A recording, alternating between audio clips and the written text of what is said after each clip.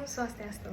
Baik, sebelumnya perkenalkan saya Nilo Gedewinda Aditya Saraswati dengan NIM 22075211448 dari Prodi Manajemen. Di video kali ini saya akan sedikit menjelaskan mengenai materi kedua di mata kuliah Digital Society mengenai Digital Communication. Perubahan lingkungan informasi telah membuat masyarakat di era sekarang itu rentan terhadap adanya misinformasi dan disinformasi, khususnya melalui media sosial yang menjadi sumber utama penyebaran informasi.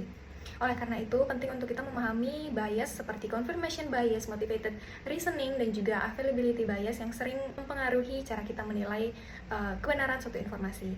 Nah, untuk menghadapi tantangan tersebut, terdapat sejumlah kompetensi yang diperlukan di masa depan, yaitu ada sense making, yaitu dapat digunakan untuk memahami makna yang mendalam dari suatu informasi. Ada juga virtual collaboration, yaitu untuk bekerja secara efektif dalam suatu tim digital. Ada juga yang namanya cross-cultural kompetensi. Hal tersebut dapat dimanfaatkan agar kita mampu berinteraksi secara lintas budaya. Lalu ada yang namanya new media literasi, itu untuk mengkritisi konten-konten baru yang kita terima. Selain itu, terdapat juga net neutrality, etika komunikasi digital, dan juga kesadaran terhadap isu hoax juga menjadi suatu aspek penting agar kebebasan berekspresi itu tetap dapat terjaga tanpa merugikan pihak lain. Nah, pada akhirnya, tujuan dari literasi media ataupun informasi ini adalah untuk membentuk masyarakat digital yang kritis, inklusif, dan juga mampu memanfaatkan teknologi untuk kebaikan bersama. Nah, selain itu terdapat juga studi kasus singkat yang saya temukan mengenai Cambridge Analytica dan juga Facebook. Kasus ini terjadi di 2018. Jadi, pada tahun tersebut terungkap bahwa firma analitik politik dari Cambridge Analytica ini menemukan data pengguna Facebook itu melalui aplikasi Quiz Data, yang kemudian data-data ini digunakan untuk membuat profil psikografis untuk menargetkan pesan politik personal kepada jutaan pemilih pada saat itu.